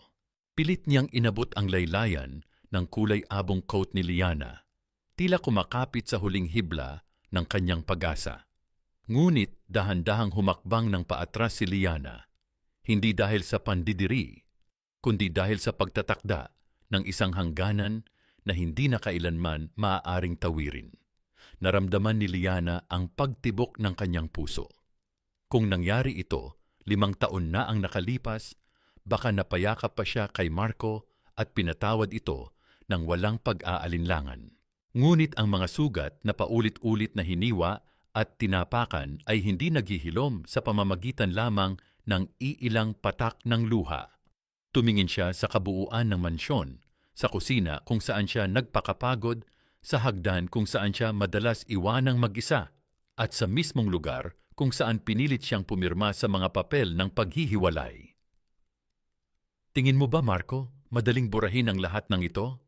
Ang malumanay ngunit matatag na sagot ni Liana. Walang galit sa kanyang boses, tanging isang malalim na kalungkutan na nagmumula sa isang kaluluwang matagal nang namatay at muling nabuhay. Sa loob ng 5 taon, bawat gabi ay dinadasal ko na sana makita mo ang halaga ko. I cooked for you, I cleaned for this family, I paid your debts in secret, I gave you my entire soul. Pero ang ibinalik niyo sa akin ay pambabastos at panlalait. I know, I was stupid. Ang sigaw ni Marco sabay sipa sa hangin dahil sa matinding galit sa kanyang sarili. Pero tao lang ako, Liana. Nagkakamali ako. Can't we just forget this nightmare? I swear, araw-araw kong papatunayan sa iyo na nagbago na ako. Umiling si Liana. Isang mapait na ngiti ang sumilay sa kanyang mga labi habang tinititigan ang mga mata ng lalaking minsan niyang minahal ng higit pa sa kanyang sarili. Ang pagmamahal, Marco, ay hindi parang switch ng kuryente na kapag pinatay mo at itinapon sa dilim, pwede mong buhayin ulit sa oras na maisipan mong gusto mo ng maliwanagan. Paliwanag ni Liana, ang bawat salita ay tumatagos sa puso ni Marco. Nang ipagtabuyan niyo ako sa ulan, pinatay niyo ang kaisa-isang ilaw na nagliliyab para sa inyo. At ngayon, kahit anong pilit mong pag-on sa switch na iyon, wala nang kuryenteng dadaloy dahil ang pusong sinira mo ay matagal nang naubos. Napayuko si Marco. Ang bawat salita ni Liana ay tila mga batong dumudurog sa kanyang pagkatao. Alam niyang tama ito. Alam niyang wala siyang karapatang humingi ng kahit ano mula sa babaeng inubos niya. Tumingin si Liana kay Gabriel, na tahimik na nakatayo sa kanyang likuran. Bahagyang tumango si Gabriel at inabot sa kanya ang isang makapal na brown envelope. Dahan-dahang lumapit si Liana kay Marco at inilapag ang envelope sa sahig sa tapat mismo ng mga tuhod nito. Ano ito? Tanong ni Marco habang nanginginig ang mga kamay na umabot sa envelope. Nang buksan niya ito, nakita niya ang daan-daang resibo. Mga resibo mula sa ospital, sa mga construction materials, sa mga binayarang utang sa bangko, at maging sa mga maliliit na grocery na palihim na binili ni Liana noong mga panahong wala silang makain dahil sa pagkalugi ng kanyang negosyo. Nandoon din ang katibayan ng pagkakabenta ng mga alahas ng ina ni Liana at ang mga tseke na nagpatuloy sa buhay ng mga De Vega habang siya ay nananahimik sa kusina. Ang halaga ay hindi na kayang bilangin ng mga daliri ni Marco. Ito ang presyo ng kanyang buhay, ng kanyang karangyaan, at ng kanyang kapabayaan. Hindi ko hinihingi na bayaran mo ang mga iyan ng pera, Marco, dahil alam kong wala ka na niyan, wika ni Liana. Humarap siya patungo sa pinto, handa ng tuluyang lisanin ang lugar na nagbigay sa kanya ng pinakamatinding sakit. Bago siya tuluyang humakbang palabas, lumingon siya ng isang huling beses at nag-iwan ng mga salitang magiging habambuhay na sumpa at aral para sa kanyang dating asawa. Bayaran mo ako sa pamamagitan ng pagiging isang mabuting tao. Gamitin mo ang lahat ng nawala sa iyo para matutong pahalagahan kung ano ang tunay na mahalaga. Paalam, Marco. Kasabay ng paglayo ng mga hakbang ni Liana ay ang pagkulong kay Marco sa kanyang sariling konsensya. Naiwan siyang nakaluhod, yakap-yakap ang mga resibo na nagsisilbing pruweba ng isang dakilang pag-ibig na kailanman ay hindi na niya maibabalik pa. Sa loob ng isang madilim at masikip na selda sa presinto, ang tanging nagbibigay ng liwanag ay ang malamig na sikat ng bumbilya na nakasabit sa kisame, na tila nang uuyam sa marumi at pawisang mukha ni Bianca. Ang dati niyang nagniningning na gown ay punit-punit na. Ang kanyang makeup ay humulas na at nag-iwan ng maitim na mantsa sa ilalim ng kanyang mga mata, tila mga peklat ng kanyang sariling kasamaan. Hindi niyo ba ako kilala? I am Bianca Valderrama. Ang tatay ko ay isang banker. Ilabas niyo ako rito. Ang bulyaw ni Bianca habang pilit na niyayanig ang mga rehas na bakal. Ang tunog ng pagkiskis ng metal ay umalingaw-ngaw sa tahimik na hallway ng presinto. Isang tunog na walang sinumang sumasagot. Isang pulis ang dahan-dahang lumapit, may hawak na folder at isang baso ng plastik na may malamig na kape. Tiningnan niya si Bianca ng may halong suya at pagkadismaya. Miss Valderrama, o kung iyan nga ba talaga ang pangalan mo? Simula ng pulis, ang kanyang boses ay tila isang hatol ng kamatayan. Tinawagan na namin ang sinasabi mong ama, sabi niya. Wala siyang pambayad ng piyansa mo dahil kakaharap lang din niya sa kasong estafa sa probinsya. At tungkol sa mga alahas na ninakaw mo sa mansyon ng mga De Vega, lahat ng iyon ay replika. Peking diamante para sa isang peking prinsesa. Napaupo si Bianca sa malamig na semento ng selda. Ang bawat salita ng pulis ay tila mga dagok na dahan-dahang dumudurog sa kanyang huling pag-asa. Wala na si Marco na pwedeng utuhin. Wala na ang marangyang buhay na akala niya ay mapapasakamay niya sa pamamagitan ng paninira ng pamilya ng iba. Sa dulo, tanging ang 4 na sulok ng madilim na kwartong ito ang tumanggap sa kanya. Liana. Ang pabulong na wika ni Bianca, ang kanyang boses ay puno ng puot, ngunit may halong takot. Kasalanan mo ito. Ikaw ang may gawa nito sa akin. Naisip ni Bianca kung paano niya pinagtawanan si Liana noong gabi ng anibersaryo. Akala niya ay nakuha na niya ang lahat, ang lalaki, ang mansyon at ang kapangyarihan.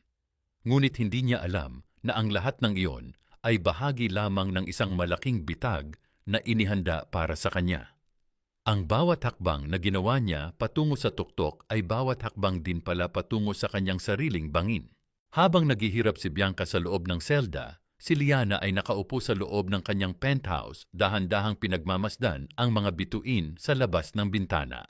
Hawak niya ang isang ulat tungkol sa pagkakakulong ni Bianca. Wala siyang naramdamang saya sa balitang iyon. Tanging isang malalim na buntong hininga ang kumawala sa kanyang mga labi. Ang hustisya ay nakamit na, ngunit ang paghihilom ng kanyang puso ay isang mahabang proseso pa. Chairman, mukhang tapos na po ang lahat para sa kanila, wika ni Gabriel habang naglalapag ng isang tasa ng mainit na tsaa sa mesa. Wala na pong balak lumaban si Bianca at si Marco, balitang nakatira na lang sila sa isang maliit na kwarto sa labas ng lungsod. Tumingin si Liana kay Gabriel at sa unang pagkakataon nakita niya ang tapat na pag-aalaga sa mga mata ng kanyang assistant. Sana nga, Gabriel, sana ay matuto na silang mamuhay ng may katotohanan gaano man ito kasakit. Ngunit bago pa matapos ang kanilang pag-uusap, ang emergency phone sa mesa ni Liana ay biglang umaling-aw-ngaw. Ang pulang ilaw nito ay kumurap-kurap, isang hudyat ng hindi inaasahang pangyayari. Mabilis itong sinagot ni Gabriel. Naramdaman ni Liana ang biglang panlalamig ng kanyang mga kamay nang makita ang pagbabago sa mukha ni Gabriel. Ang kanyang assistant ay tila nanigas. Ang kanyang mga mata ay nanlaki sa gulat habang nakikinig sa kabilang linya. Chairwoman, ang nanginginig na boses ni Gabriel ang bumasag sa katahimikan ng gabi. May nagulat po mula sa security ng lumang mansyon. May nakita silang anino na pumasok sa likod ng bahay at pagkatapos may nagtangkang sunugin ang mansyon. Ang apoy ay mabilis na kumakalat sa unang palapag. Tumayo si Liana, ang kanyang puso ay tila gustong tumalon palabas ng kanyang dibdib. Sa kabila ng lahat, nandoon pa rin ang kanyang mga alaala sa loob ng bahay na iyon. At higit sa lahat, alam niyang may isang taong hindi pa tuluyang nakakaalis sa paligid ng lugar na iyon. Sino ang nandoon, Gabriel? Sino ang nagtangkang gumawa niyan? Ang bulyaw ni Liana habang mabilis na kinukuha ang kanyang coat. Hindi pa po sigurado, ma'am, pero ang sabi ng bumbero, may nakita silang matandang babae na pilit na pumapasok sa loob ng nagniningas na bahay para kumuha ng isang bagay. At si Marco, pumasok din siya para iligtas ang kanyang ina. Naramdaman ni Liana ang paghinto ng mundo. Ang mansyong naging simbolo ng kanyang paghihirap ay tila magiging libingan na ngayon ng mga taong minsan niyang itinuring na pamilya. Ang amoy ng sunog na kahoy at ang makapal na itim na usok ay sumalubong kay Liana bago pa man tuluyang huminto ang kanyang sasakyan. Ang gabi ay naging kulay kahel dahil sa naglalagablab na apoy na tila isang dambuhalang hayop na dahan-dahang lumalamon sa mansyong De Vega. Ang bawat kislap ng apoy ay tila isang bahagi ng nakaraan ni Liana na unti-unting nagiging abo sa harap ng kanyang mga mata. Chairwoman, huwag po kayong lalapit, masyadong mapanganib. Ang sigaw ni Gabriel habang pilit na humaharang sa harap ni Liana. Ang init na nagmumula sa mansyon ay tila sumasampal sa kanilang mga mukha, sapat na para matunaw ang kahit anong tigas ng kalooban. Sa gitna ng kaguluhan, nakita ni Liana si Marco. Lumabas ito mula sa makapal na usok, ubo ng ubo, at ang mukha ay punong-puno ng uling. Pasan-pasan niya ang kanyang ina na si Doña Esmeralda na tila wala ng malay. Ang taksido ni Marco ay sunog na sa bandang balikat at ang kanyang mga kamay ay may mga pasong dulot ng pilit na paghawi sa mga nagniningas na debris. Bumbero, tulong, ang nanay ko! Ang paos na sigaw ni Marco bago siya tuluyang bumagsak sa damuhan, bitbit ang bigat ng matandang babae. Dali-daling lumapit ang mga medical team para asikasuhin ang mag-ina. Si Liana ay nanatiling nakatayo sa malayo, ang kanyang mga mata ay nakatuon sa nagbabagang pader ng mansyon. Naramdaman niya ang isang matinding kirot, hindi para sa bahay na kanyang binawi, kundi para sa 5 taon na ibinaon niya sa loob ng mga pader na iyon. Ang bawat alaala ng kanyang pagtitiyaga, ang bawat gabing iniyakan niya sa kusina, ay kasabay na naglalaho sa bawat pagbagsak ng mga kisame. Nang makuha ang malay ni Doña Esmeralda sa tulong ng oxygen mask, ang unang hinanap ng kanyang nanginginig na kamay ay hindi ang kanyang anak, kundi ang figura ni Liana na nakatayo sa dilim. Liana, ang mahinang tawag ng matanda habang pilit na inaabot ang isang bagay na mahigpit niyang hawak sa kanyang dibdib. Dahan-dahang lumapit si Liana sa kabila ng babala ng mga bumbero. Nang makalapit siya, nakita niya kung ano ang binalikan ni Doña Esmeralda sa loob ng nagniningas na bahay. Hindi ito alahas, hindi ito pera. Ito ay isang luma at sunog na sa gilid na frame, ang kaisa-isang litrato ng kanilang pamilya noong unang taon ng kasal ni Liana at Marco, kung saan lahat sila ay nakangiti pa at puno ng pag-asa. Ito lang ang gusto kong isalba, ang hikbi ni Doña Esmeralda habang ang mga luha niya ay gumagawa ng landas sa madumi niyang mukha. Patawarin mo ako, anak.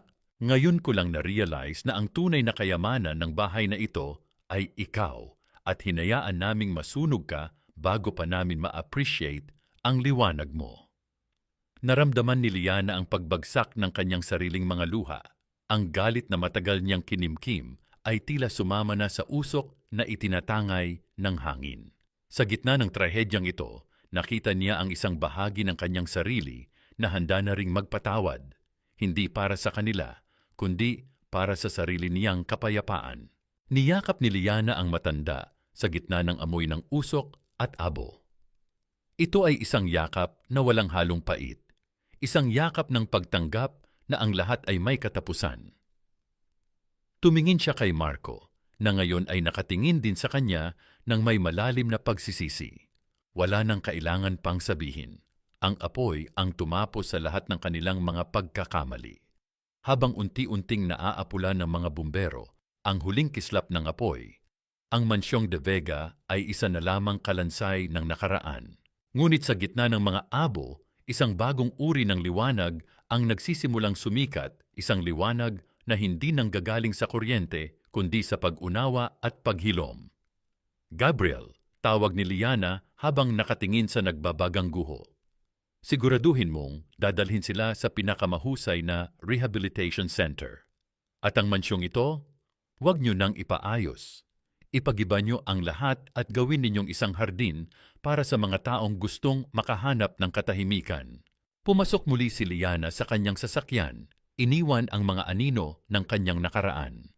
Ngunit bago sila tuluyang umalis, isang huling tanong ang pumasok sa kanyang isipan habang nakikita ang mga bumbero na nagliligpit na ng kanilang mga kagamitan.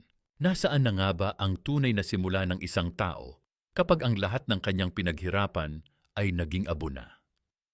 Lumipas ang ilang buwan na tila isang dahan-dahang pag-agos ng ilog, tinatangay ang mga labi ng sakit at iniiwan ang malinis na dalampasigan ng bagong simula. Ang ingay at usok ng Maynila ay napalitan ng mapayapang huni ng mga ibon at ang amoy ng basang lupa sa isang tahimik na bayan sa Batangas. Doon, sa isang maliit ngunit malinis na bahay na may malawak na hardin, naninirahan sina Marco at Doña Esmeralda. Wala na ang mga mamahaling kasuotan at ang mapagmataas na tingin sa mundo. Si Marco ay nakasuot na lamang ng simpleng kamiseta. Ang kanyang mga kamay ay naging magaspang na dahil sa pag-aalaga ng mga halaman at pagtatrabaho sa isang maliit na hardware store sa kabayanan. Si Doña Esmeralda naman ay madalas na nakaupo sa balkonahe, nakatingin sa mga bulaklak na siya mismo ang nagdidilig tuwing umaga. Ang kanyang mukha, bagamat may mga bakas ng katandaan at pinagdaan ng hirap, ay mas payapa na ngayon kaysa noong siya ay nababalot pa ng mga diamante. Isang hapon, habang ang kulay ng langit ay unti-unting nagiging rosas at lila, isang pamilyar na puting sasakyan ang huminto sa tapat ng kanilang kawayang bakod. Bumaba si Liana, suot ang isang simpleng bestidong kulay asul na tila nakikibagay sa katahimikan ng paligid. Ang kanyang pagdating ay hindi na nagdadala ng tensyon o takot. Sa halip, ito ay tila isang malumanay na pagbisita ng isang lumang kaibigan. Liana, napadala ka rito. Ang boses ni Marco ay malumanay. Wala na ang bakas ng kayabangan na dati ay tila pader na nakapaligid sa kanya. Lumapit siya at kinuha ang dalang basket ng mga prutas mula kay Liana. Salamat sa pagdalaw. Mabuti naman ang kalagayan ni nanay. Dahan-dahang lumapit si Liana kay Doña Esmeralda na agad nang ngumiti nang makita siya. Anak, salamat sa lahat. Salamat sa pagkakataong maranasan ang ganitong klaseng kapayapaan, ang pabulong na wika ng matanda habang hinahawakan ng kamay ni Liana. Naupo silang tatlo sa ilalim ng isang dambuhalang puno ng mangga. Doon, sa gitna ng malamig na simoy ng hangin, kinuha ni Liana ang isang maliit at lumang sobre mula sa kanyang bag. Ito ang sulat na matagal na niyang itinatago. Ang sulat na isinulat niya noong gabing balak na niyang iwan si Marco, 3 taon na ang nakalilipas, ngunit pinili pa rin niyang manatili. Gusto kong basahin niyo ito, hindi para saktan kayo, kundi para tuluyan ko ng mapalaya ang huling bahagi ng nakaraan ko. Wika ni Liana. Binasa ni Marco ang sulat ng tahimik. Doon ay nakasulat ang lahat ng pangarap ni Liana para sa kanilang pamilya. Isang simpleng buhay na puno ng katapatan, kung saan hindi kailangan ang dambuhalang mansyon basta't may pag-unawa. Naramdaman ni Marco ang panunuyo ng kanyang lalamunan nang mabasa ang huling linya. Mahal kita, Marco, hindi dahil sa kung anong meron ka, kundi dahil naniniwala ako sa taong pwede mong maging. Liana, I am so sorry. Ang boses ni Marco ay basag, puno ng pagsisising habambuhay na niyang dadalhin. I threw away the only real thing I ever had for a shadow of wealth that was never mine. Thank you for not letting us rot in the streets, kahit na iyon ang nararapat sa amin. Umiling si Liana at ngumiti ng tipid.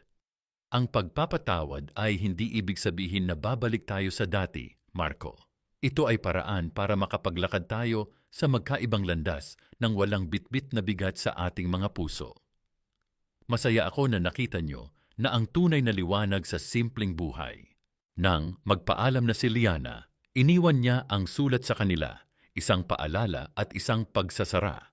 Habang naglalakad siya patungo sa kanyang sasakyan, nakita niya si Gabriel na naghihintay sa kanya, nakasandal sa pinto ng sasakyan at may hawak na isang maliit na bouquet ng mga ligaw na bulaklak. Dahan-dahang lumapit si Gabriel at hinawakan ang kamay ni Liana. Naramdaman ni Liana ang init at respeto sa haplos ng lalaki, isang pakiramdam na matagal na niyang kinalimutan. Sa ilalim ng mga unang bituin na nagsisimulang magpakita sa langit, huminto sila sa gitna ng kalsada. Liana, ang boses ni Gabriel ay mababa at puno ng sinseridad. You've spent so much of your life lighting up other people's homes while yours was in darkness. Ngayon, hayaan mo naman na ako ang maging katuwang mo sa pagbuo ng isang tahanang puno ng tunay na liwanag. Inilabas ni Gabriel ang isang maliit na kahon. Hindi ito ginto, kundi isang singsing na may disenyong tila mga ugat ng puno na nagkakaisa. Hindi ko maipapangako ang isang mundong walang problema, pero maipapangako ko na hinding-hindi ka na muling maglalakad ng mag-isa sa ulan. Naramdaman ni Liana ang pag-apaw ng kaligayahan sa kanyang dibdib, ang uri ng saya na hindi nakadepende sa kapangyarihan o yaman, kundi sa pagiging sapat sa mata ng isang taong tunay na nagpapahalaga sa kanya. Tinanggap niya ang singsing, at sa isang matamis at liyanong halik, sa ilalim ng liwanag ng buwan, ang bawat sugat ng nakaraan ay tila tuluyan ng naghilom. Sa malayo, sa lugar kung saan dati ay nakatayo ang Mansyong de Vega, ang mga bulldozer ay tapos na sa kanilang trabaho. Ang lupa ay malinis na, handa ng tamnan ng mga buto ng mga bulaklak na magiging isang pampublikong hardin. Wala ng pader, wala ng bakod. Tanging ang malayang hangin na lamang ang dumadaloy sa lugar na iyon. Ang sikat ng araw ay dahan-dahang gumagapang sa malawak at luntiang damuhan ng hardin ng pag-asa.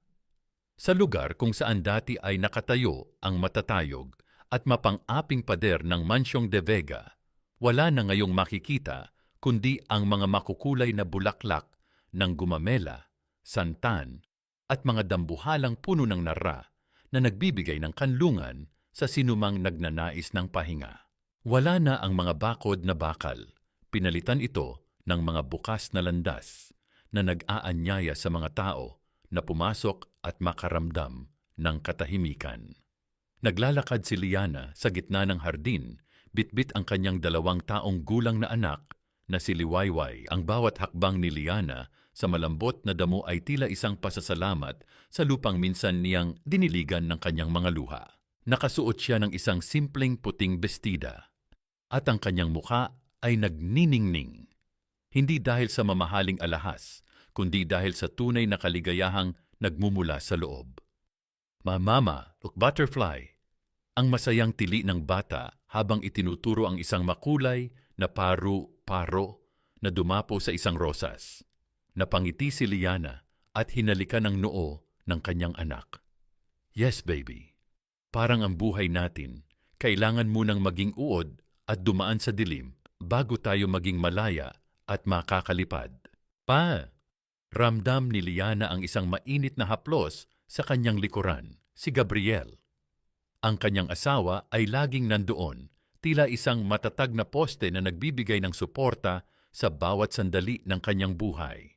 Hindi sila nakatira sa isang palasyo, kundi sa isang tahanang puno ng tawanan, respeto at pag-ibig. Isang tahanan kung saan ang bawat boses ay pinakikinggan at ang bawat pagod ay pinahahalagahan. Handa na ang lahat para sa ating munting salusalo sa Batangas, Liana. Ang bulong ni Gabriel habang kinuha ang bata mula sa kanyang mga bisig. Tumawag si Marco kanina. Sabi niya, namitas sila ng mga sariwang mangga at pakwan para sa atin. Tumango si Liana nang may kapayapaan sa kanyang mga mata. Sa loob ng 2 taon, naging maayos ang ugnayan nila sa mag-ina sa probinsya. Hindi man sila naging magkaibigan sa tradisyonal na paraan. Naghari ang isang uri ng respeto at pagkilala sa mga aral ng nakaraan. Si Doña Esmeralda ay tuluyan ng nakahanap ng katahimikan sa pagtatanim ng gulay at si Marco naman ay naging isang huwarang manggagawa sa kanilang bayan. Hindi na nila hinahangad ang karangyaan. Natutunan nilang ang tunay na busog ay hindi nanggagaling sa mamahaling pagkain, kundi sa malinis na konsensya. Napatawad na ba ni Liana ang lahat? Sa bawat gabi na mahimbing siyang nakakatulog sa tabi ni Gabriel, ang sagot ay oo. Ang pagpapatawad para sa kanya ay hindi nangangahulugang kinalimutan niya ang sakit, kundi pinili niyang huwag nang hayaan na ang sakit na iyon ang magdikta sa kanyang kinabukasan. Ang kanyang galit ay tuluyan ng natunaw, kasama ng abo ng mansyong dati ay kulungan ng kanyang kaluluwa.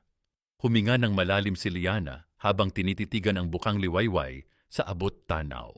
Ang bawat kislap ng araw sa mga dahon ay tila isang paalala ng kanyang paglalakbay. Mula sa pagiging asawang amoy kusina at itinapon sa dilim, naging reyna siya ng sarili niyang tadhana. Naalala niya ang bawat patak ng ulan noong gabing pinalayas siya.